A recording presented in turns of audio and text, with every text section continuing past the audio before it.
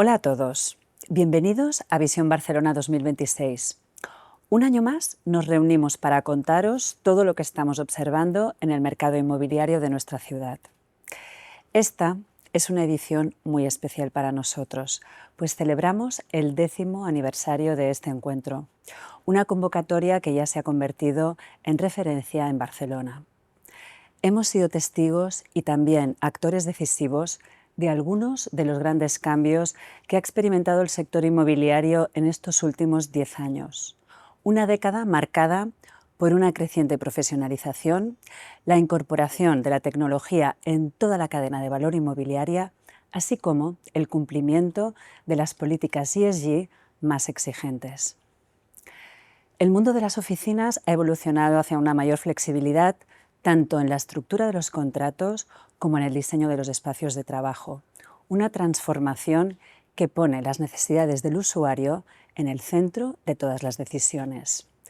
Por su lado, los segmentos del retail y de la logística se han visto fuertemente impactados por la irrupción del e-commerce, posibilitando una convivencia de ambos usos que ha reportado grandes beneficios para el consumidor.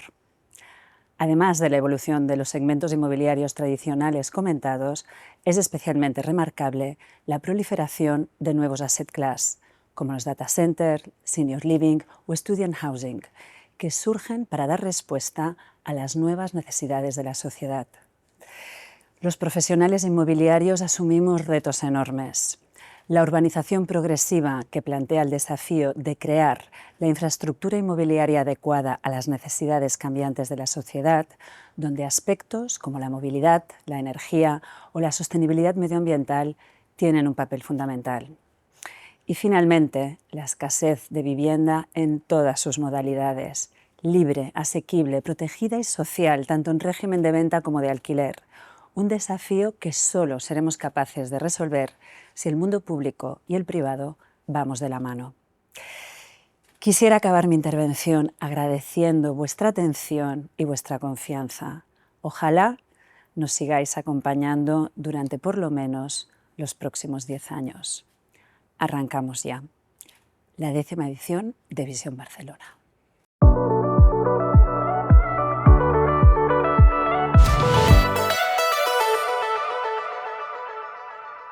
Marilor, como cada año, empezamos contigo. ¿Cómo ha ido el mercado de oficinas?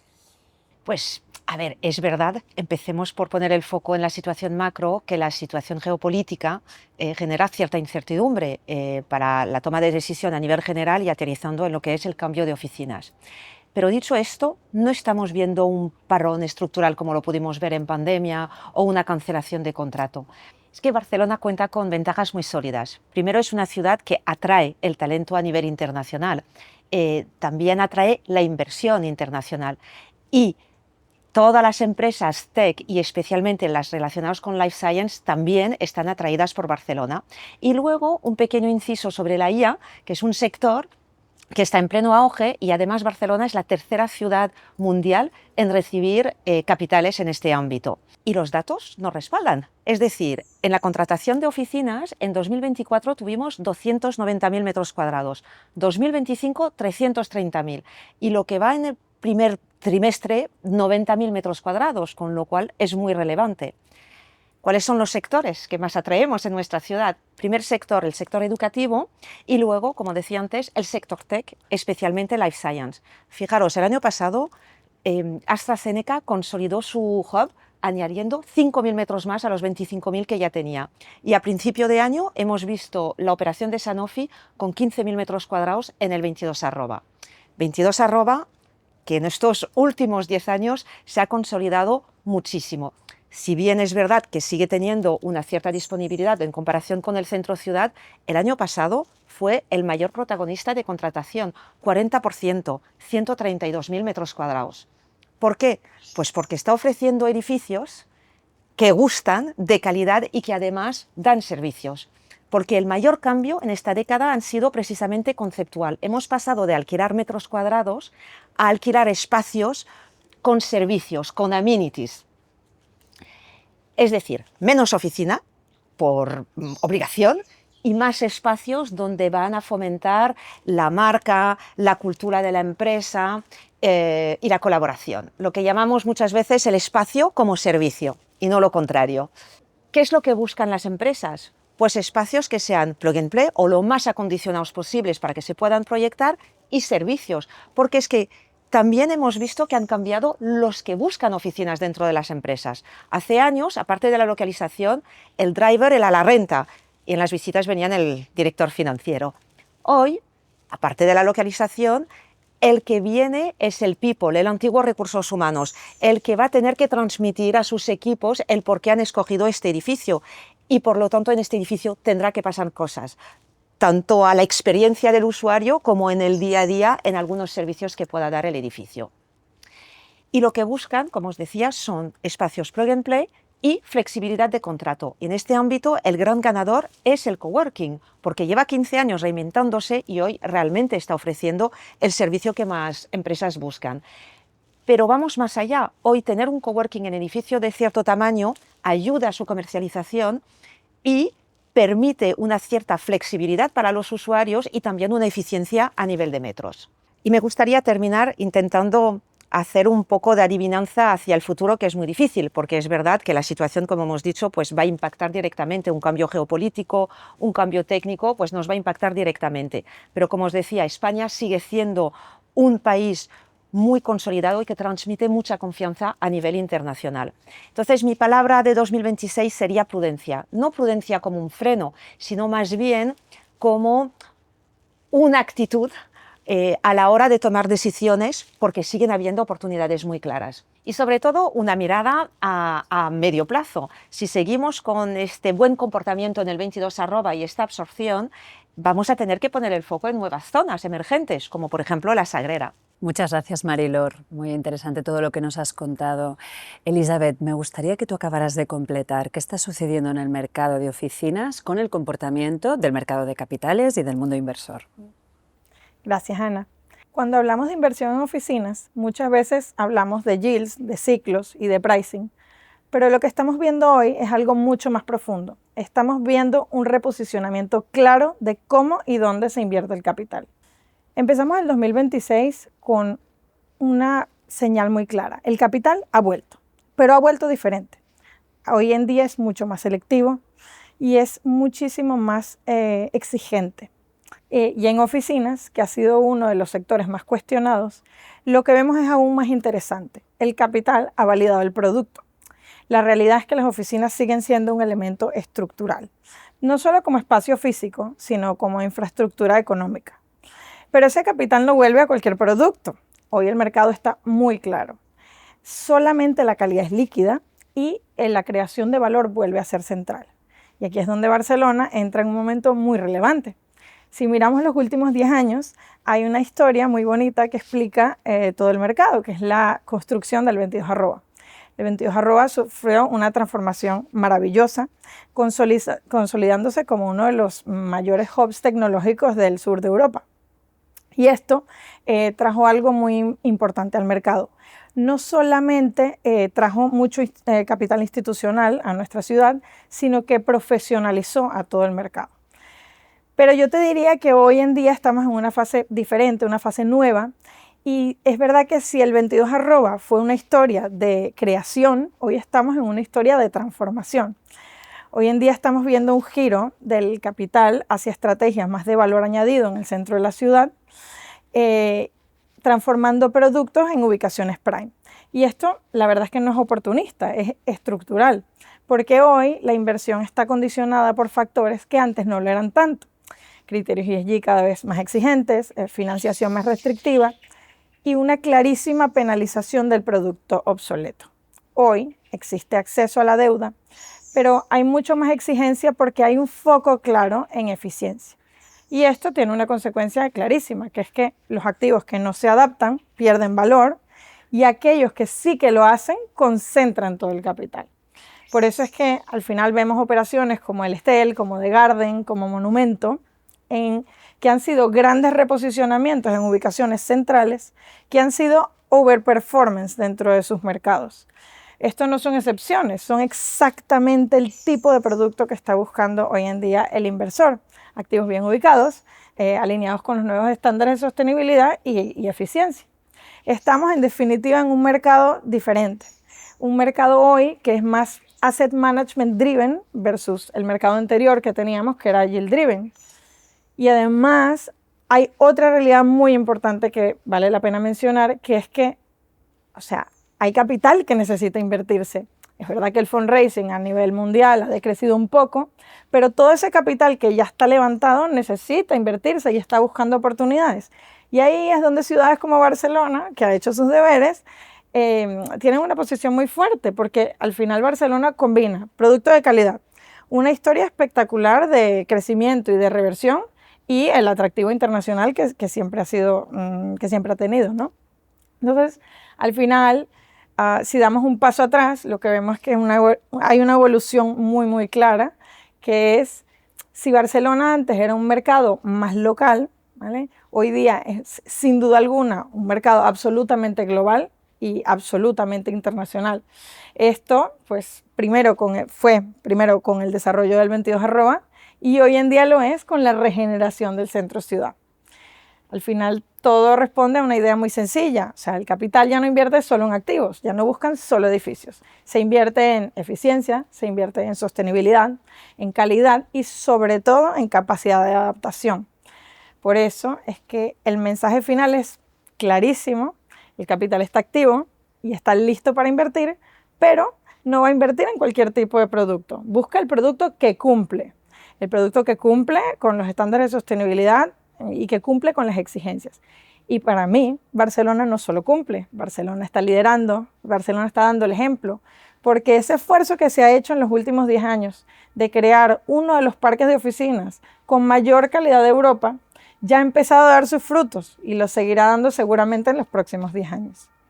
Bueno, Eli, muchísimas gracias. Gracias a las dos. Yo creo que con todo lo que nos habéis contado nos queda una imagen clara de qué está sucediendo en el mercado de oficinas en Barcelona. Muchas gracias.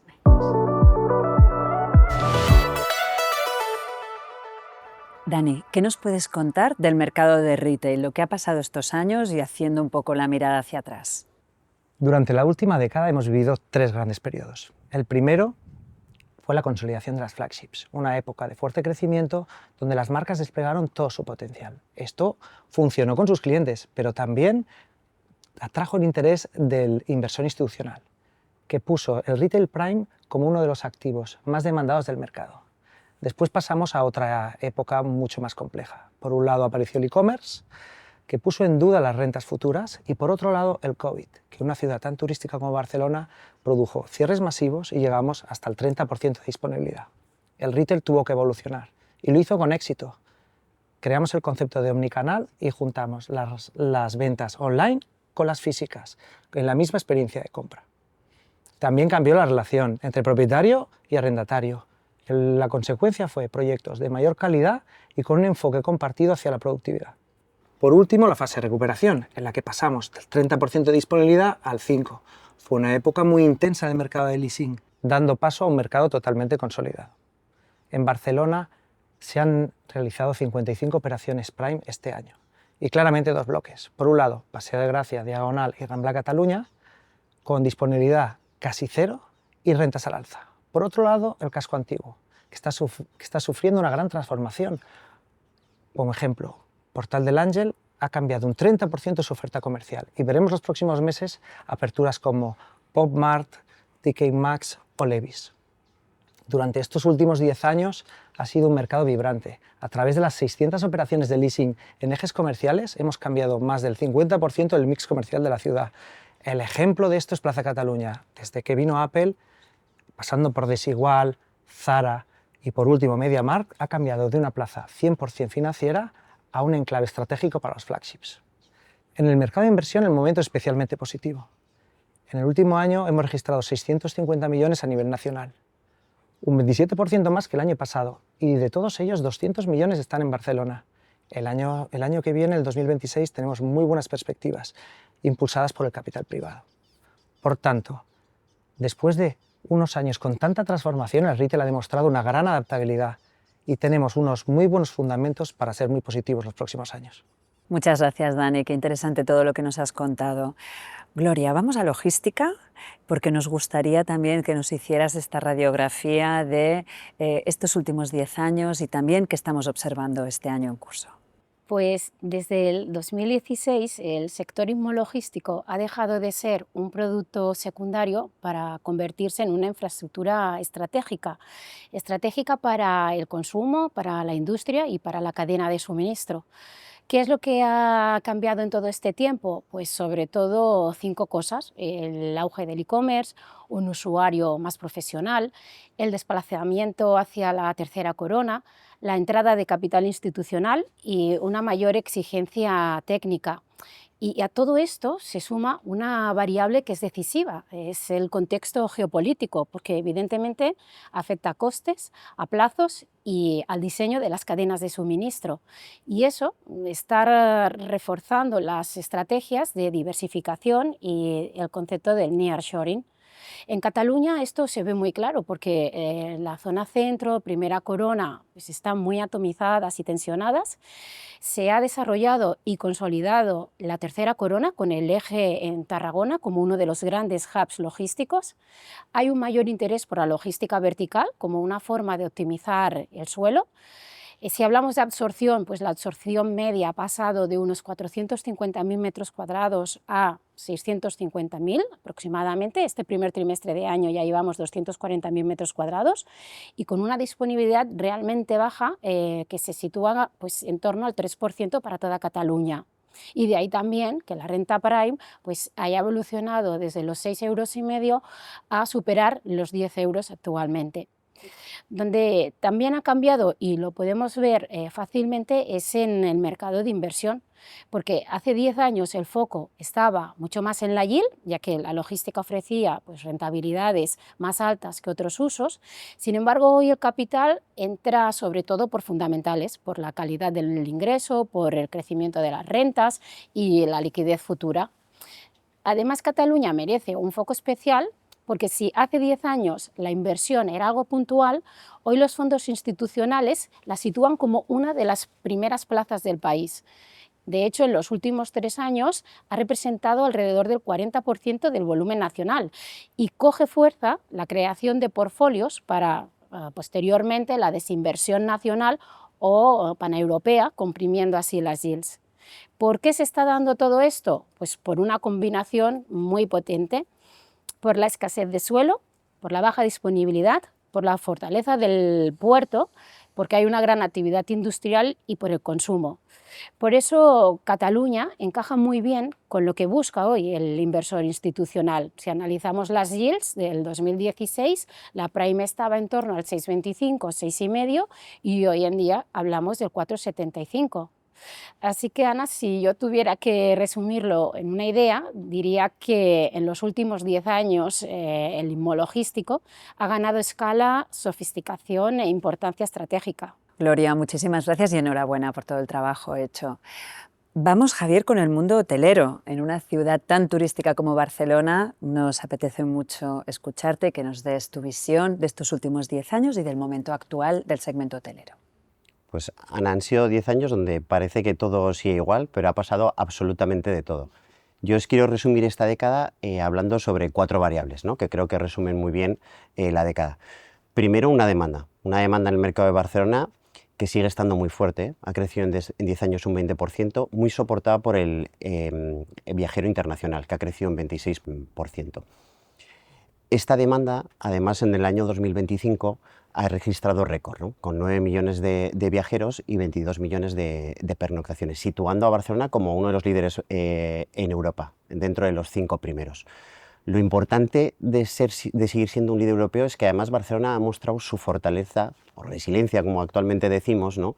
Ante ciertos acontecimientos realmente críticos, ¿no? Hemos afrontado los atentados del 2017, los altercados que hubo durante el proceso, ¿no?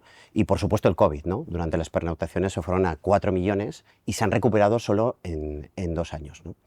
Además de la demanda, yo creo que el segundo punto y el gran protagonista de la década ha sido la oferta. Y cuando hablo de la oferta hablo del PUAT. En noviembre de 2015 se anunció la moratoria, casi como preámbulo de la década, ¿no? Y en el 2017 fue cuando se aprobó el PUAT, ¿no? Eso ha restringido la creación de nueva oferta, ¿no? Y para mí se han dado dos efectos, ¿no? Uno que creo yo ha sido algo más positivo, ¿no? Ya que ha acelerado el crecimiento de la extensión de la huella de Barcelona con el desarrollo de dos polos, Hospitalet y 22 que a día de hoy ya llega hasta San Adrià del Besós, ¿no? Y por otro lado, uno que desde mi punto de vista es más preocupante, ya que esta contención de la oferta y sobre todo por la concentración que hay en la oferta en operadores y capitales privados ha desincentivado la actualización de la misma oferta e incluso la rotación de activos. Esto, cuando lo comparamos con nuestros competidores internacionales, lo que estamos viendo es que ciertos conceptos, ciertos productos y marcas no están llegando a la ciudad, y eso puede generar un desposicionamiento de Barcelona contra otros competidores internacionales. Dicho esto, la combinación de una demanda fuerte con una oferta contenida pues ha dado al tercer punto, que es un rendimiento notable. Barcelona actualmente está en 177 euros de precio medio en 2025. Esto es un crecimiento del más del 50% si veamos en 10 años, ¿no? Con un 5% de crecimiento anual. Y sitúa a Barcelona, o le sigue posicionando, como líder nacional en términos de RevPAR. Sin embargo, yo creo que sí que es bueno aquí apuntar que los seguidores le están acortando distancia. Nosotros estamos viendo cómo Madrid en este momento ya está en 171 euros de ADR y viene con unos crecimientos mucho más fuertes, creciendo desde el 2021 en doble dígito, por encima del 15%. Y eso es muy impulsado porque Madrid sí que ha experimentado esa renovación de la oferta y especialmente la llegada del segmento de lujo y ultralujo.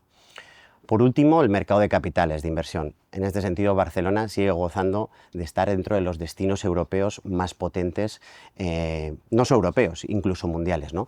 En 10 años hemos visto que se han transaccionado 4.300 millones, unos 430 millones anuales, donde el gran protagonista de la década ha sido el inversor institucional, que ha acumulado el 77% de las transacciones.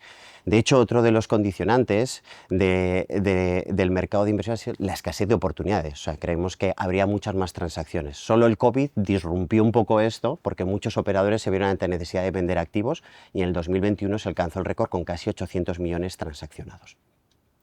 Dicho esto, después de hablar de las cuatro variables, yo creo que lo importante es reseñar el liderazgo de Barcelona, tanto el mercado operativo como el mercado de capitales durante esta década, pero creo que sí que es necesario que hagamos una reflexión sobre las señales de alerta que estamos recibiendo y para ver si es capaz de Barcelona mantener esta posición de liderazgo en la próxima década. Bueno, Javier, muchísimas gracias por compartir tu visión. Muy interesante todo lo que nos has contado. Bueno, Silvia y Pablo, con vosotros vamos a abordar el mundo residencial. Arrancamos contigo, si te parece, Pablo, para ver el mercado desde el punto de vista del usuario.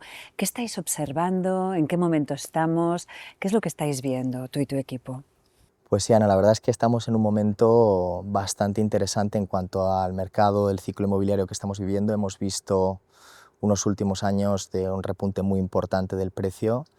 De hecho, en 2025 hemos visto un crecimiento interanual del 11%, pero yo creo que es importante ir un poquito más allá de los números y entender el porqué, ¿no? Tenemos una situación con una demanda muy fuerte, liderada o impulsada por una demanda interna que de alguna manera vemos al cliente nacional con una presencia muy fuerte en todos los segmentos, incluido las franjas más altas de precio. En operaciones por encima de 1 millón de euros representan más del 70%. El cliente internacional también presente, como siempre, pero evolucionando quizás hacia un formato más de establecer en Barcelona su primera residencia, ¿no? De alguna manera, pues esto aporta estabilidad al mercado.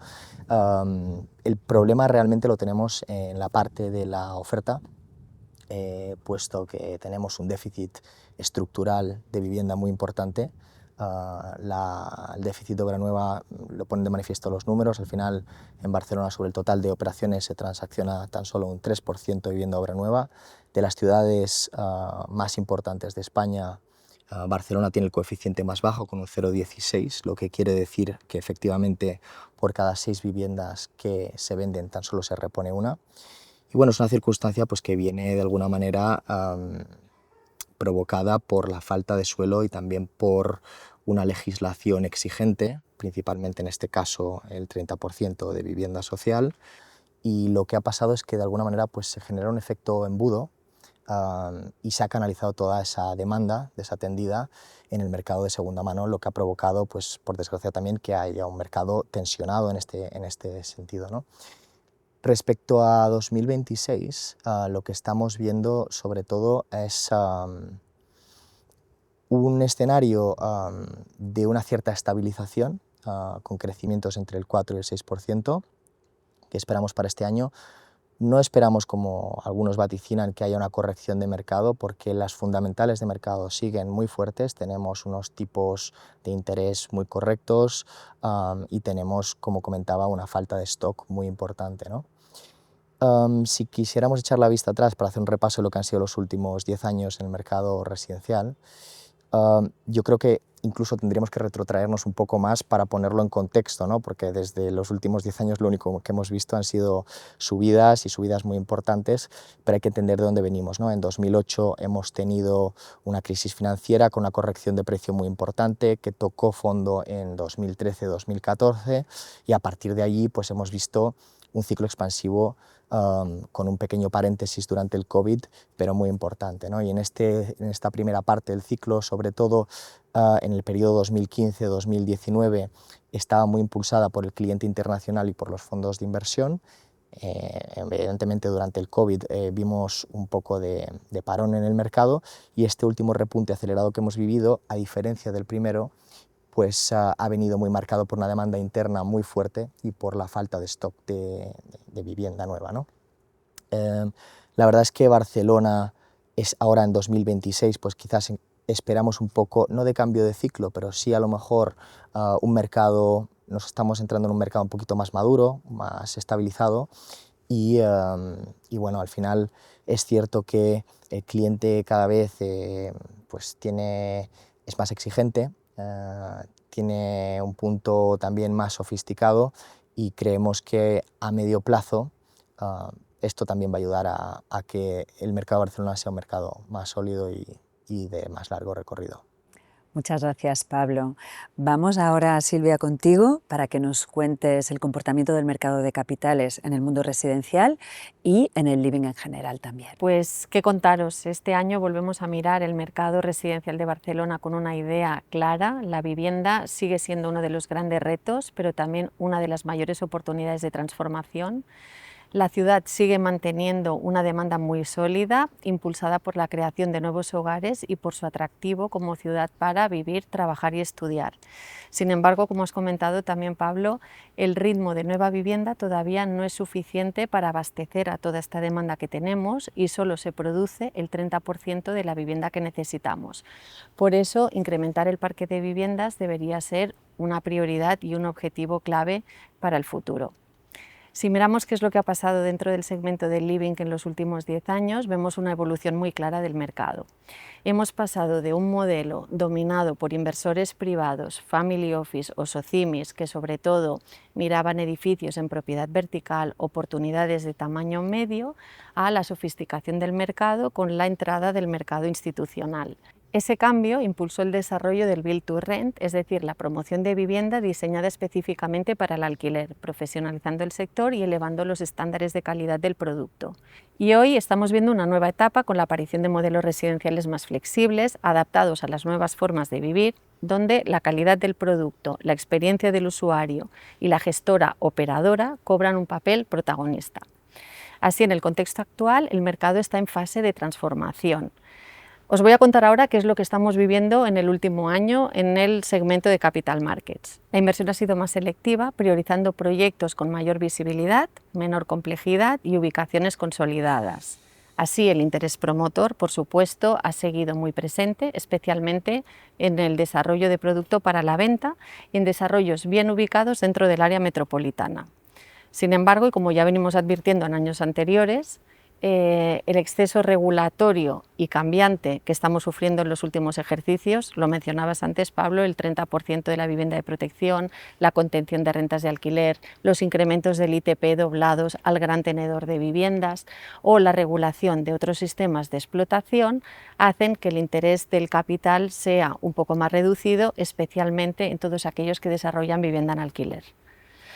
En paralelo, y pese a esta situación, otros modelos como el Flex Living siguen creciendo y generando interés entre los promotores y entre los inversores, especialmente cuando son suelos o desarrollos en el área metropolitana de Barcelona, en municipios que tienen motores de actividad muy consolidados, como por ejemplo pues Hospitalet, Badalona, Esplugas, Sant Cugat, Sardañola, este tipo de zonas. Con todo el volumen de absorción que hemos tenido en la ciudad de Barcelona ha supuesto un 10% respecto a toda la inversión total nacional. Esto equivale a unos 300 millones de euros aproximadamente consolidados en la ciudad. También nuestra plaza se consolida como un mercado clave en el segmento de alojamientos para estudiantes. Aquí sí que ya sabéis que la ciudad cuenta con una base universitaria muy sólida, tanto nacional como internacional, y una demanda de cliente inversor institucional muy especializado en este régimen de actividad que continúa valorando Barcelona con muy buena perspectiva. Y por este motivo, a diferencia a lo mejor de otros usos del living que sí que hemos visto más afectados, el segmento de residencias de estudiantes supone el 40% de la inversión total que se produce a nivel nacional. Por lo tanto, es un segmento de referencia a tener muy en cuenta. En resumen, el segmento o el mercado residencial de Barcelona está evolucionando. Es un mercado que se adapta, que incorpora nuevas formas de vivir, que sigue despertando el interés de promotores y de operadores, pero tenemos un reto claro. Hay que ir hacia un modelo que combine inversión, estabilidad y creación de vivienda, que es un punto muy importante, como comentábamos anteriormente, y seguir construyendo lo que ha sido siempre Barcelona, una ciudad más diversa, plural, generadora de actividad y de atracción de talento. Silvia, muchísimas gracias por todo lo que nos has contado, gracias Pablo también, y bueno, y seguimos viendo cómo evoluciona el mercado residencial. Muchas gracias. Bueno, Pablo y Mónica, muchas gracias. Vamos a tratar de ver dentro de vuestro ámbito de análisis cuál es vuestra visión de estos últimos 10 años. Empezamos con consultoría estratégica. Pablo, vosotros habéis visto gran cantidad de casuística. ¿Qué es lo que habéis observado más relevante? Pues mira, Ana, si miramos 10 años atrás, vemos que todos los informes de consultoría en Barcelona basculaban sobre 4 asset class. Muy básico, era oficinas 22 @, retail Paseo Gracia y aledaños, residencial plurifamiliar y logístico Baix Llobregat. Era sota, caballo y rey, no nos movíamos de ahí. A día de hoy ese esquema ha saltado por los aires. Tenemos nuevos asset class muy consolidados y todos con sus inversores institucionales propios. Entonces lo que hemos venido viendo durante estos 10 últimos años es, de 2015 a 2018, pasamos la época del capital oportunista comprando distress con descuentos del 40% y estaban muy enfocados en la liquidez del mercado secundario, con lo cual los 4 asset class seguían siendo los reyes del juego. De 2018 a 2021 llegaron las compresiones de yield y eso hizo que el capital se tuviera que desplazar hacia otros activos. Vimos el e-commerce que convirtió al logístico de última milla en un activo estratégico para la mayoría de fondos. Ya de 2022 a 2025 lo que vimos fue la subida de tipos actuó como filtros y entonces nos dimos cuenta que oficinas obsoletas, retail secundario, perdieron tracción y interés. Vaso comunicante fue los activos alternativos, donde subió el valor de inversión 350%, consolidando unos asset class que ya no tenían vuelta atrás y eran unos clásicos del mercado. Y esos han sido los últimos 10 años. ¿Cómo vemos nosotros los siguientes 10 años? Que es el ejercicio interesante. Creemos que van a vertebrar sobre 5 ideas fuerza, que son inteligencia artificial, fondos de infraestructuras, marco regulatorio, ESG y criterio demográfico. El primero de todos, IA.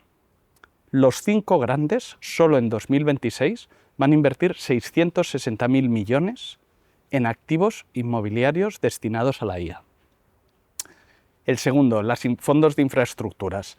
Van a cambiar el paradigma competitivo del real estate. Cuando estos fondos con un coste de capital muy bajo entran a invertir en data centers, en plataformas de healthcare, de manera natural expulsan al inversor tradicional. El marco regulatorio, muy exigente en ciudades como la nuestra.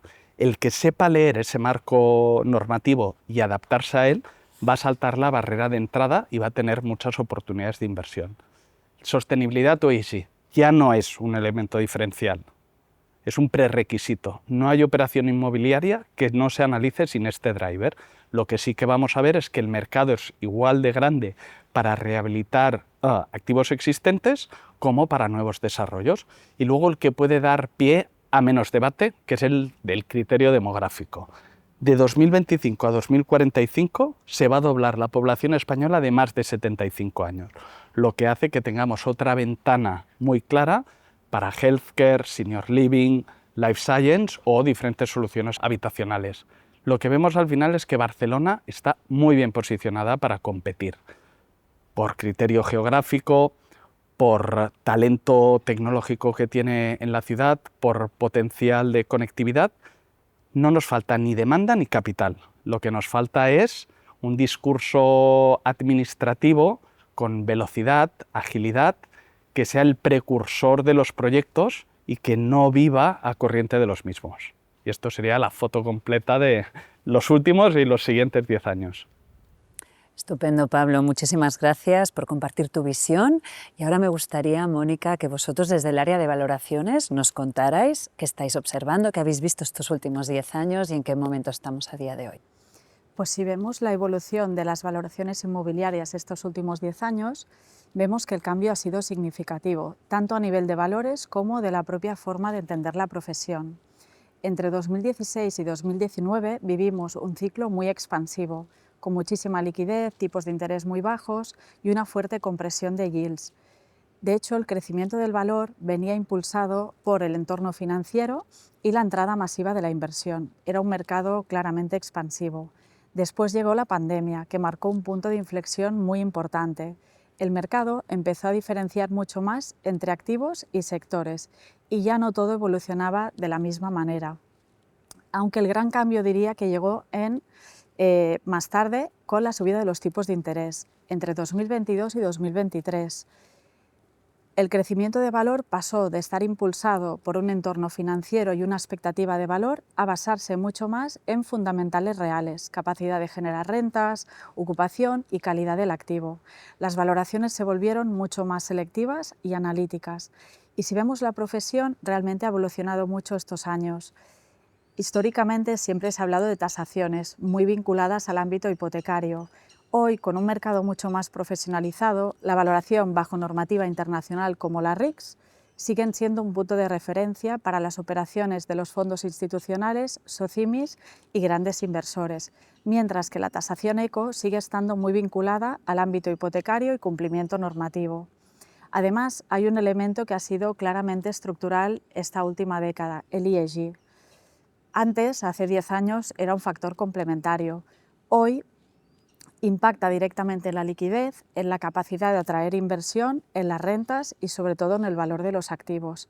La sostenibilidad ya no es un extra, sino que es un elemento clave para medir la competitividad de un activo a largo plazo. Y si ya nos vamos a la situación actual, diría que estamos en un momento de transición bastante interesante.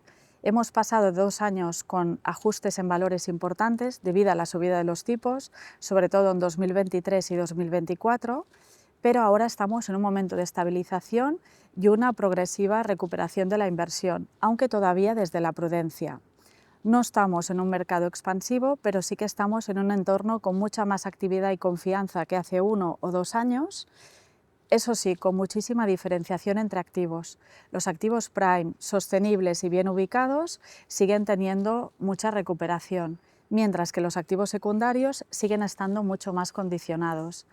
Y esta sería la gran conclusión de esta última década. Hemos pasado de un mercado muy financiero y expansivo a un mercado mucho más racional, profesionalizado y selectivo, donde la calidad del activo y los criterios ESG tienen un peso cada vez más determinante en nuestras valoraciones. Estupendo, Mónica. Muchísimas gracias. Muchas gracias a los dos. Nos habéis aportado muchísimos inputs de qué ha sucedido estos últimos 10 años y cómo a los profesionales inmobiliarios nos ha obligado, ¿no?, a dar mucho más de nosotros mismos para poder impactar en positivo en el valor de los activos. Muchísimas gracias a los dos. Alex, me han pasado muchas cosas en estos últimos 10 años en tu disciplina en Property Management. ¿Qué cosas destacarías de todo lo que ha sucedido? Es verdad, el property management ha evolucionado mucho a lo largo de estos años. Yo de una manera muy sencilla diría que hemos pasado de gestionar el inmueble a gestionar su complejidad y el entorno inmediato, ¿no?, del edificio. Por ejemplo, hace 10 años el property se centraba en la ocupación, la rentabilidad y en la operativa diaria. Es cierto que esto sigue siendo un pilar fundamental de la gestión, pero nos encontramos en un entorno muchísimo más complejo.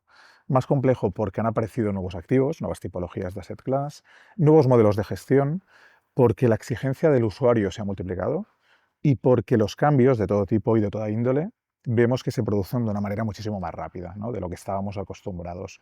Y un cambio evidente es el marco normativo, ¿no? La regulación ha impactado de forma directa en el property management.